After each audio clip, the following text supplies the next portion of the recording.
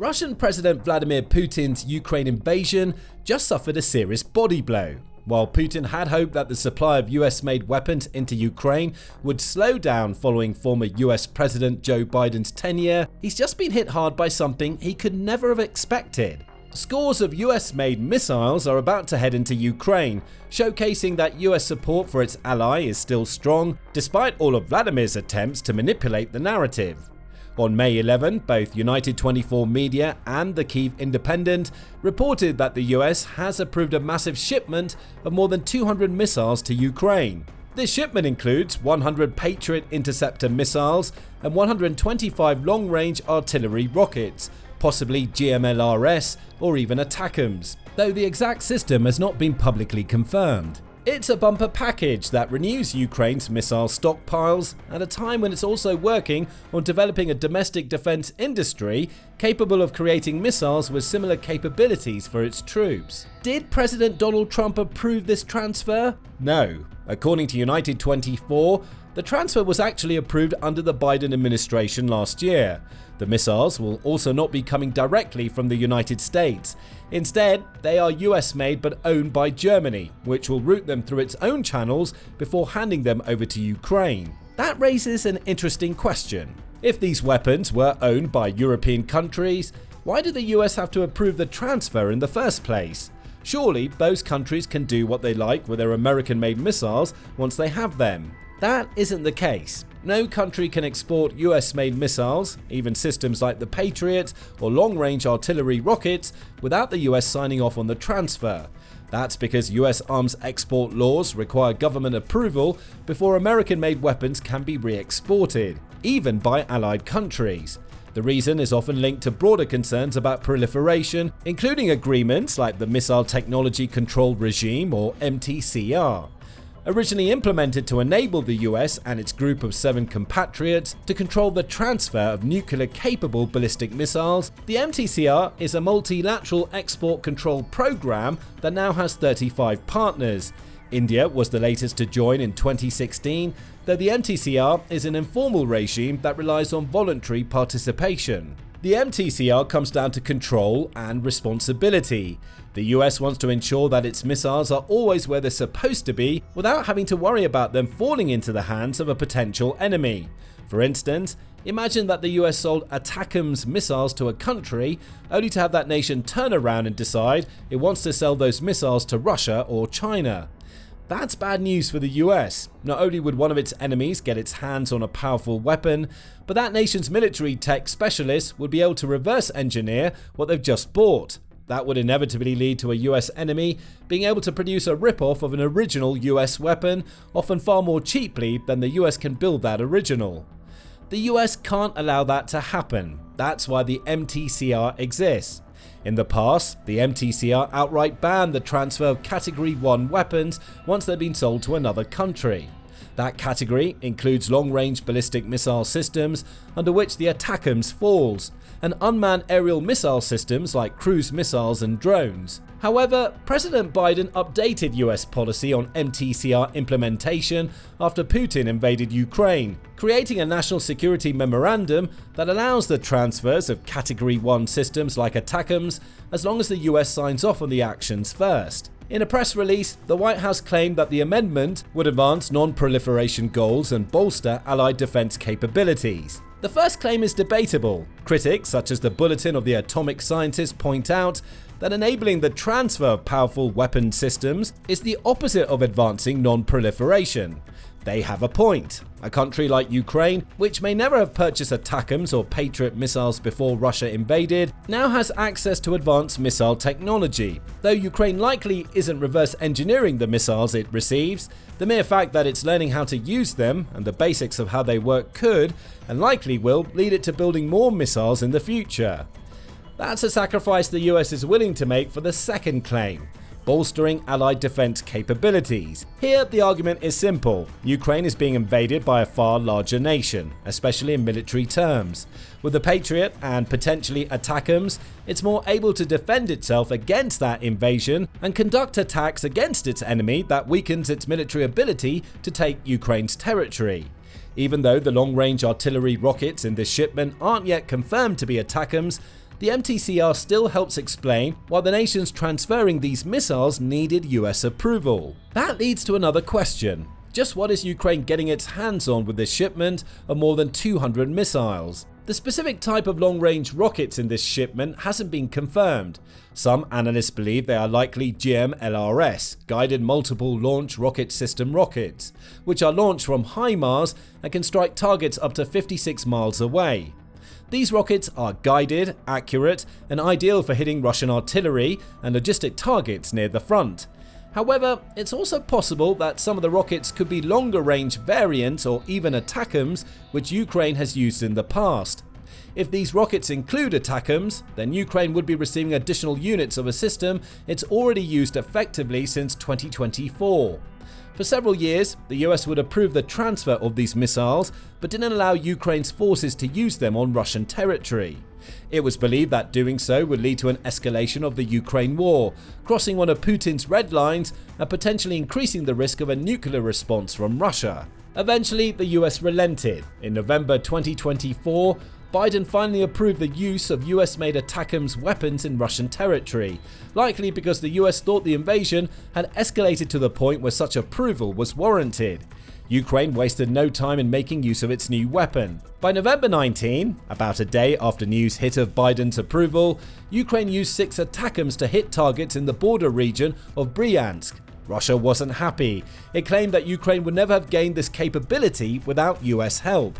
However, the escalation that so many feared never came, and Ukraine has been using ATACMS to conduct strikes on Russian targets ever since. And that makes sense. ATACMS is an extremely powerful missile. Though often referred to as a long-range missile in the context of the Ukraine war, ATACMS is a short-range ballistic missile.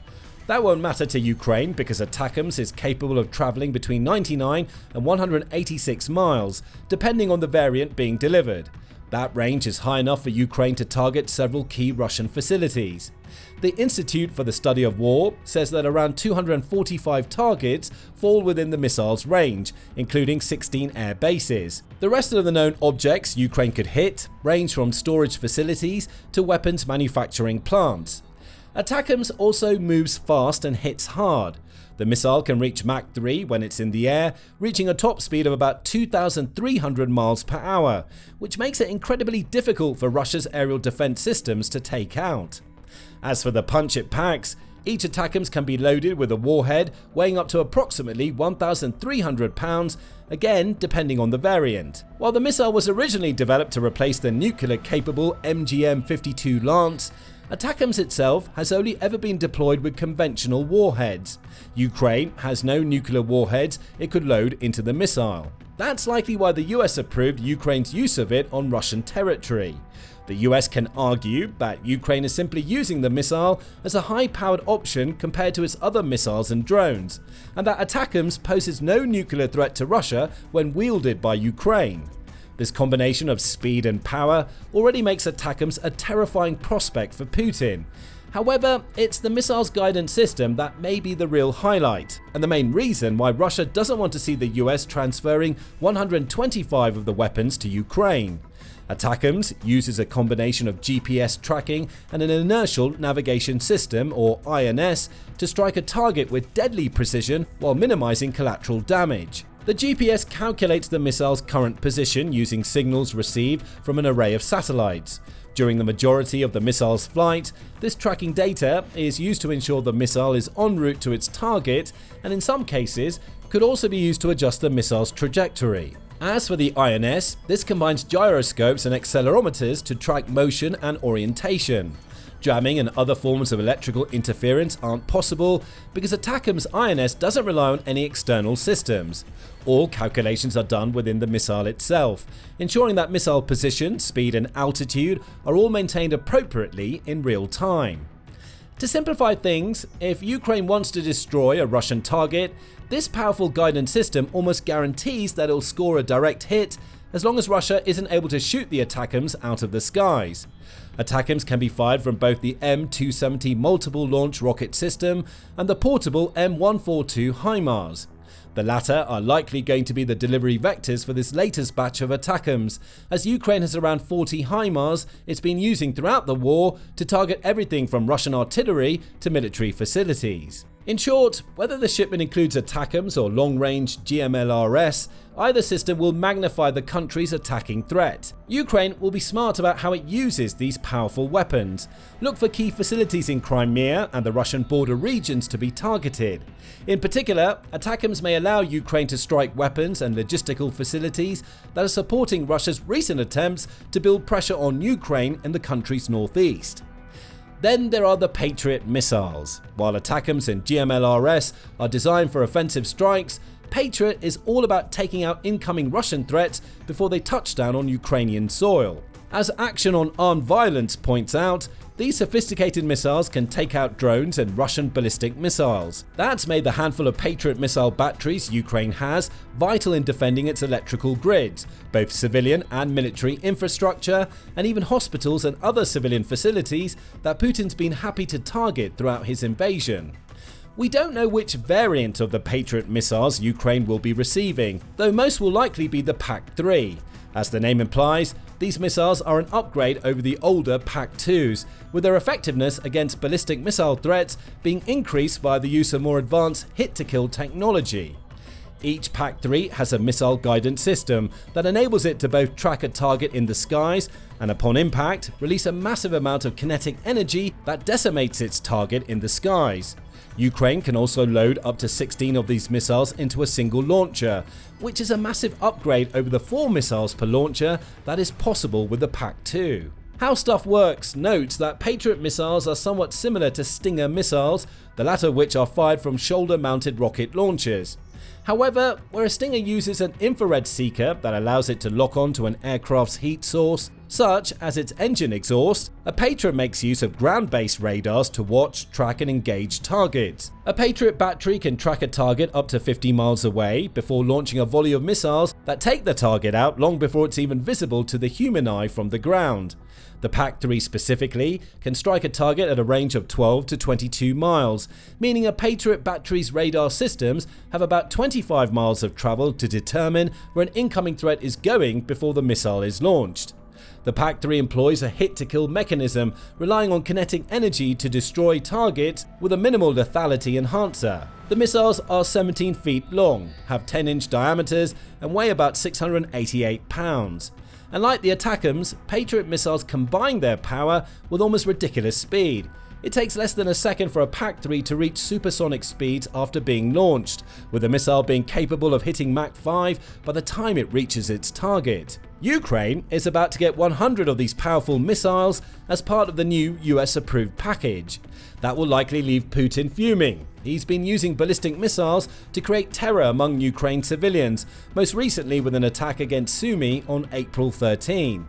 That strike, which involved 2 missiles, killed 34 people and injured over 100 more. It's also an attack that Ukraine might have been able to prevent if it had more Patriot missiles ready to go.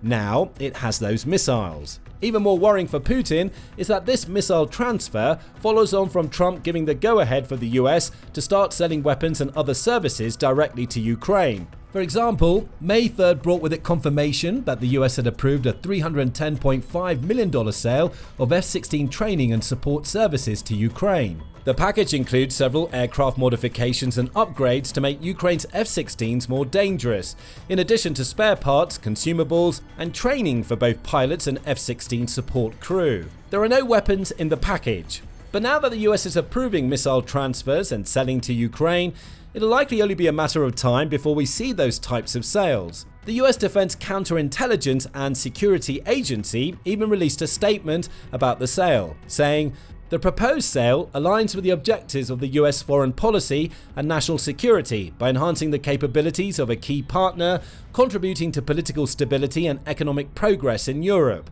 It also supports the broader international coalition effort to integrate F-16 platforms into the Ukrainian Air Force." Translation: the US is looking for more ways to make Ukraine stronger than ever before. That leads to what this latest weapons transfer really means for Putin and his Ukraine invasion. First, and most importantly, the missile transfer acts as more evidence that Ukrainian President Volodymyr Zelensky has succeeded in bringing in the US onto Ukraine's side. That hasn't always been certain since President Trump took office. Under Biden, support from the US was guaranteed, even if internal political wrangling sometimes led to that support coming later than Ukraine would have liked. With Trump, Ukraine has had to deal with a roller coaster of a relationship that has at times appeared to indicate that the US was no longer supporting the country. The temporary suspension of military aid and intelligence sharing in March seemed to point toward the US becoming more sympathetic to Putin, as did past claims Trump made about Zelensky supposedly being a dictator and Ukraine being responsible for the war. Putin would have loved all of that. Each action would have been proof to Russia's leader that his attempts to manipulate the US were working. At the very least, he was able to weaken Ukraine geopolitically, which led to Putin growing more confident that he could see his invasion through to his desired conclusion. But Trump's allowing the transfer of over 200 of the most important missiles Ukraine has been using showcases a complete turnaround. The US president could have blocked the approval of this transfer issued under Biden. He didn't. Instead, what's being seen now is one of several recent signs that the US is all in on supporting Ukraine through its war. Does this mean Trump has given up on his efforts to negotiate peace between Russia and Ukraine? No. But the transfer of these missiles, along with the F-16 parts, demonstrates that the Trump administration is going to side with Ukraine if Putin doesn't agree to a ceasefire. Beyond those weapons transfers and sales, Russia also has to deal with the fact that the US has finally agreed on a minerals deal with Ukraine. Putin knew that the deal was coming. He didn't know how favorable it would be to Ukraine. The initial draft of the minerals deal seemed to play right into Russia's hands, especially as the US seemed to be demanding $500 billion in repayment for the military aid it had provided during the previous 3 years. Obviously, Ukraine said no to that version of the deal. The new version, which was agreed on in early May, is far more beneficial to Ukraine. It's taking the form of an investment fund into which the US, Ukraine, and Ukraine's other allies can invest. Ukraine maintains 50% ownership over the future revenues generated by its vast mineral reserves and will benefit from US workers entering the country. That alone is something of a security guarantee, even if the US stops short of putting a more concrete guarantee in place. That deal suggests that the US is looking toward a future where Ukraine is still a sovereign nation, something that Putin absolutely doesn't want. Combine that with Trump's May 9 threat to impose sanctions on Russia if Putin doesn't come to an extended ceasefire deal, and you get plenty of signs that the tide is turning. The US backs Ukraine. It backs the country so much that it's approving the transfer of weapons even as Trump seeks peace and is forming deals and threatening Putin because Russia isn't acting the way the US wants it to act. Putin's manipulation failed. Zelensky has Trump's support. Then there's the practical side of the missile transfer to consider. Ukraine has very limited supplies of ATACMS, GMLRS, and Patriot missiles. In the case of the latter, those low supplies are by necessity. As recently as February, Zelensky was highlighting that Ukraine was running short of Patriot missiles, with the country also unable to build its own because doing so would require separate agreement with the US. One of the biggest problems Ukraine faces comes from Patriot missile production. In 2024, the US built around 500 Patriot missiles, which represented a 30% increase over production from the previous year. If Ukraine had its way, all 500 of those missiles would be heading to its territory. They aren't. Instead, Ukraine has been forced to deal with holdups both on the countries agreeing to transfer Patriot missiles and the US signing off. Those holdups happen because existing Patriot missile stockpiles are in such short supply that Ukraine's allies have to think long and hard about any donation of these powerful missiles that they make. Take Germany as an example. It's going to be routing the 100 Patriot missiles Ukraine is about to receive. The fact that Germany received the go-ahead to make an unprecedented $5 billion purchase of Patriot missiles back in August isn't a coincidence. Ukraine may never receive the Patriot missiles it's about to receive if that purchase wasn't approved. Germany simply couldn't afford to lose them. So the fact that Ukraine is going to be getting such large quantities of Patriot missiles and offensive weapons like GMLRS or ATACMS is bad news for Putin.